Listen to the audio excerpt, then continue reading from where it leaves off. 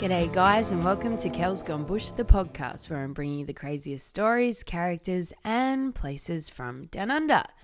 This week's episode, I'm going to cover the disappearance of Melissa Caddick, which has been pretty much all over the news for the last few weeks. It first came out last year in a 60 Minutes report that this woman had gone missing after being raided by the federal police for ripping off her friends and family around $20 million.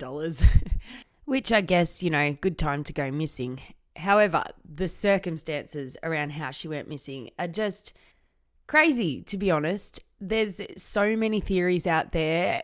Actual scientists, doctors, reporters, just people on Facebook. Everybody has a theory on what's happened. But before I go into the gruesome details that we're up to in the news currently, I'm going to go back and give you a bit of a background on exactly what she did before she went missing and the circumstances around the time she went missing. So, let me start from the beginning. According to reports obtained by news.com.au, Melissa had spent the better part of a decade ripping off her close friends and family out of millions and millions of dollars in order to maintain her high-flying lifestyle. She managed to do this by running a Ponzi-style scheme through her finance business. Apparently, Melissa was pretty good at forging documents and lying through her fucking teeth. And basically, she was so good at it that even her former finance colleagues invested in her schemes, and she was caught piggybacking off a former colleague's valid Australian finance services license because she herself did not hold one. Melissa allegedly gave her investors extensive documentation that appeared to be original documents issued by one of the big four banks, Westpac, Commonwealth, NAB and ANZ, showing a link to its well-known and trusted share trading platform. Some investors were even given internet logins that allowed them to review their share trading information online. However, investigations have now allegedly uncovered all of the information linked to the big four banks, including investors' ability to log in and see their shares, was completely fabricated.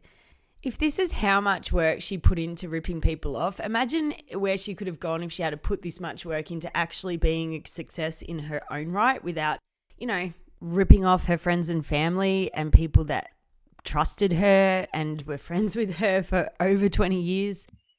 Yeah.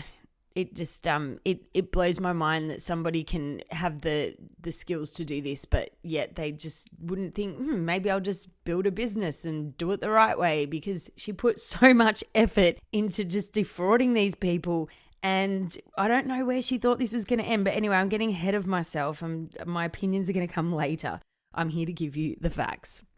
So the only way these investors could have uncovered the alleged fabrication would have been to have called the bank, the share trading organisations and their share registries to verify all of the apparently legitimate documentation. And this didn't happen because they trusted Melissa. Their trust was built on years of personal friendships and family relationships. Because of the secrecy of the investigations into Melissa Caddick, a lot of her victims, in fact pretty much all of them, had no idea that she'd been ripping them off until after she was reported missing. To add insult to injury, they now have to spend more money going to court to get their money back, which might not be very likely considering that her bank account has under $10,000 in it, as has been reported in the news since she went missing. There was a really good report on 60 Minutes back in January about this case, and I will link it to this episode because it has interviews with the friends and family of Melissa Caddick and how they tell their story, of how they got ripped off. So I'm not going to go more and more into that because, they covered it so well. If you have time, I think it goes for about 40 minutes. And as I said, I will link it to this episode. But now let's get into what happened around the time of her disappearance. On August the 13th, 2020, according to the Sydney Morning Herald, one of Melissa's investors struck up a conversation with another patient in a dentist's waiting room. The patient told her that Melissa had been using her financial services license, which in other news reports, she says she knew nothing about the whole situation. So, who knows what the truth is there. Anyway, the investor later reported Melissa to the Australian Securities Investment Commission, who then did a thorough investigation into Melissa and her financial situation. And on November the 10th, 2020, they froze her bank accounts and properties and took her passport, preventing her from leaving the country. On November the 11th, 2020, officers from the ASIC raid Melissa's home in Dover Heights. The raid took up most of the day and officers leave with gowns, designer clothes, shoes and jewellery. It is the last day that Melissa is seen alive. The next day, on November the 12th, 2020, Melissa's son hears the front door of their home close at 5:30 a.m. He assumed that his mum was going for her morning run. Her family notes that she left behind her mobile phone, wallet and keys, which she never ever did. She misses the 4 p.m. deadline to surrender her passport and any plane tickets to the police. The next day, on November the 13th, 2020, Melissa is reported to police by her husband, a whole 30 hours after her disappearance. So she wasn't seen by any CCTV leaving the house. Conveniently, the last footage of the CCTV goes back to the Wednesday before she went missing. So there is nothing to show her leaving the house. There's nothing to show her going for a run. There's just nothing. And the police have checked with the neighbours and the cameras around the neighbourhood, and apparently nothing's come up. Or they're not telling us if anything's come up. So it leaves the question, where did she go and why did her husband wait so long to report her to the police? Some people say it was to give her some time to get away before he alerted the authorities that she'd gone missing. Other people are suspicious that perhaps she never left the house at all and she was just maybe, not alive anyway. However, there are some reports, well, I found this on the Mamma Mia website, which is a kind of news website, maybe, that an investigative journalist has reported that she was pretty dominating in that relationship and he was shit scared of her and that she controlled the money and he had nothing to do with their finances and therefore had nothing to do with the fraud case that she was facing. But at this point, the police were pretty much giving us nothing except that she had possibly ran away or committed suicide. And that was all that we were given for a few months until this year, on February the 21st, 2021, campers found a shoe containing a decomposing foot on the shoreline south of Tatra on the New South Wales south coast, which was later proven to be Melissa's foot. Before I play you a snippet of this conversation that I found pretty interesting, I will just let you know that after they found the foot, they then found further down the coast a torso and some bones and apparently some intestines. So they thought that perhaps these were more remaining body parts of Melissa. However, they've been tested and it has come to light that the torso and possibly the intestines they belong to a male and an unknown male. That's another story that we can go into on another day. So that happened, and the bones that were found weren't actually human remains, which I said to my partner, I would have thought that they would look quite different, but apparently not. So the case isn't quite as cut and dry as she is dead in the ocean, because there are theories that just because the foot has been found doesn't mean that she's actually dead. So I'm going to play you this little clip taken from 2GB radio host Ben Fordham, and it will explain things a little bit clearer as he interviewed a criminologist by the name of Dr. Mallet who supports the theory that she could possibly still be alive. Now the search for Melissa Caddick returns to Sydney's eastern suburbs. Divers are going to go back into the waters of Dover Heights, around the corner from where Melissa Caddick was last seen at her home. She disappeared in November. Police are all but certain that she's dead. The criminologist Dr. Xanthi Mallet says on the evidence available, she is probably deceased, but police cannot afford to assume as much.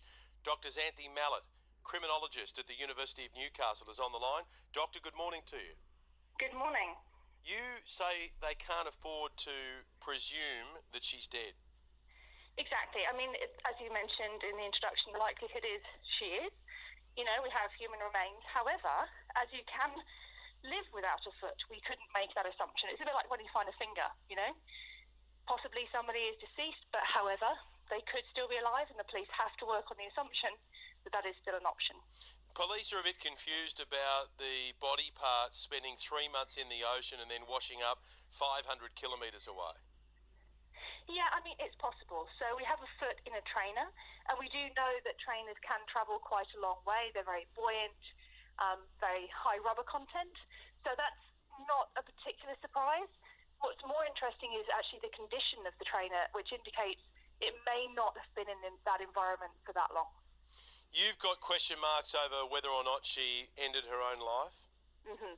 Well, knowing what we know about her as a personality, which I, agree is limited at the moment, if she is, however, guilty of what she's accused of, I would be very surprised if somebody with her character would commit suicide. It's just not what I would expect. So that would be low down on my list of suspected causes of death. Isn't that always the response, though, when someone takes their own life? We always hear from people around them saying, we never suspected this. We would never have anticipated this person would have done something like this.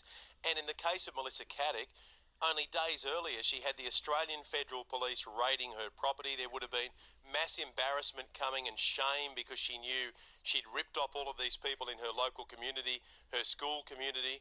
That would be a reason why someone might decide this is all going to be too much.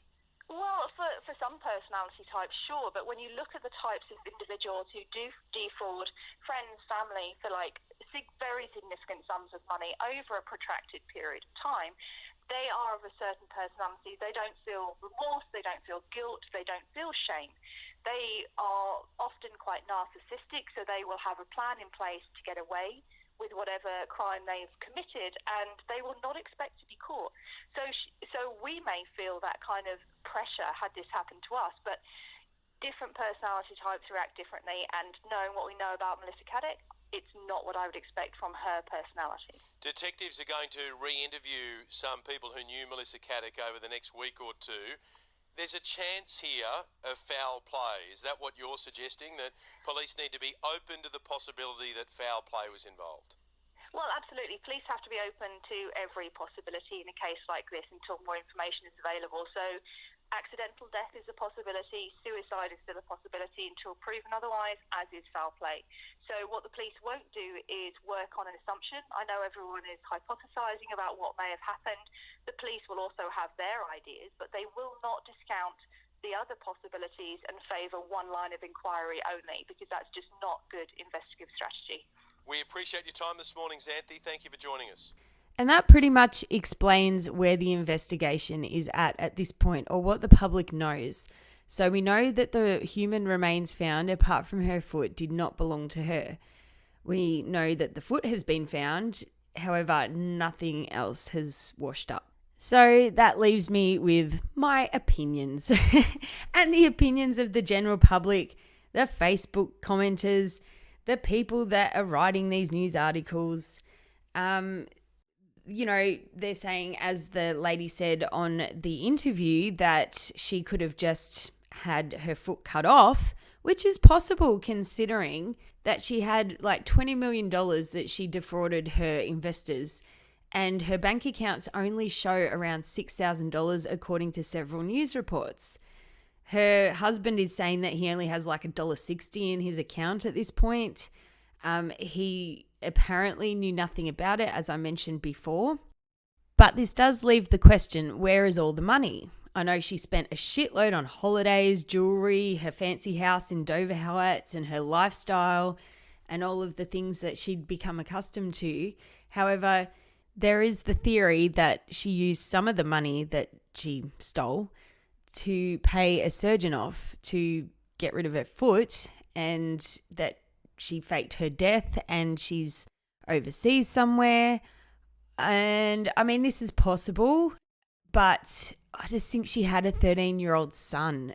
As a mother, I don't think I could do that to my daughter. However, I don't think I could also rip off my family and friends for years and years and years and spend their money on myself and a glamorous lifestyle. So who knows what this woman is fucking capable of.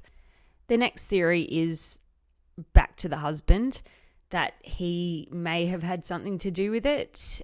And this is definitely possible, as she was never seen leaving her home or on any of the CCTV around the neighborhood. No one's reported seeing her that morning at all. So it is definitely possible that she never left that house. Also, who waits 30 hours to report a loved one missing? Like, if my partner's like half an hour late from wherever, I'm like, where are you? What's going on? What are you doing? I know she didn't take her phone, but that's even more reason to be a bit worried, especially since he said that she usually had her phone glued to her hand. So why the 30 hours? But, you know, the whole giving her time to get away, that also supports the theory that she's done a runner and he was in on that. And again, we have the reports that he was shit scared of her and may have been waiting for a sign of what to do. He might have been too scared to report her disappearance to the police because he may not have been in on it and been wondering what she was doing and if that she was just trying to disappear, if that makes sense. So that's another theory. And then the suicide theory is also very possible because most people don't take much with them when they decide to end their life. So yeah, those are all the theories that we have, and fuck knows what the ending is going to be. But how's this? Channel 9 and Stan, the media companies, have already done deals to make a crime thriller based on this whole story, which I think is a tiny bit inappropriate considering we don't even know what the fuck has happened to her. Her family, who are innocent in all this, especially her son, have absolutely no closure whatsoever to this day. And they're already going ahead and making fucking TV shows out of it. I just think, can't you guys just kind of wait until the coroner's report has been released and at least her son knows what's happened? I'm pretty sure he probably doesn't want to see this played out on TV. However, it's being played out all over the news as we speak. So he's probably just going to have to live with it.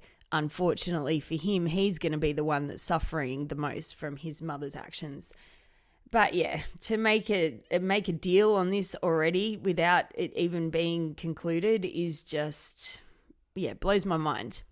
Anyway, I will keep you guys updated with the latest. The 60 Minutes report, I will link to this show so that you can have a good look at the interviews with the victims of her fraud and what happened when she did disappear. They're doing another special this Sunday night, which I'm really keen to watch. So look out for that. If you're in Australia, it's on at 8:30 on 9. Not that I'm like promoting 9, especially after finding out they just did a deal to make a drama out of this. But I think that it's definitely going to be worth a watch. So that's it from me today, guys. I will try and bring you something a bit more fun and lighthearted next week. I know I said that last week when I did the Adelaide River murders, which were pretty hectic. If you haven't listened to that, definitely have a listen if you're into true crime. It's only short, but I have linked heaps of stuff that you can go and read about it as well. And I did want to do something on one of my favourite towns in Australia, Coober, which I've been to a few times, and I think that it's definitely something that I need to talk about. So I will bring you that next week unless something huge happens with this case, and then I'll probably come back to this. But until then, I will leave this alone, and I will be bringing you the Coober episode. So thanks for listening, everybody. I hope you enjoyed it. I'd love to hear your theories. Hit me up on social media, Kel's Gone Bush Instagram, Kel's Gone Bush Facebook, Kel's Gone Bush the podcast Facebook group if you want to join. And I also have Twitter, but I never really use it. But if you do want to jump on there, it's Kel's Gone Bush at Twitter. So send me your theories on what you think happened. A lot of people have opinions on this, and I think it's very, very interesting. And I really, really hope we find out exactly what happened, but something tells me we might not, especially if certain hectic groups, crime groups are involved. I doubt we'll ever know the bottom of this. So yeah, that is all for me this week. I will be back next week, as I said, hopefully with the Cooper PD. Otherwise, I will be updating you on this one. But until then, cheers for listening. Have an awesome week, and I'll be back soon with some crazy shit from down under.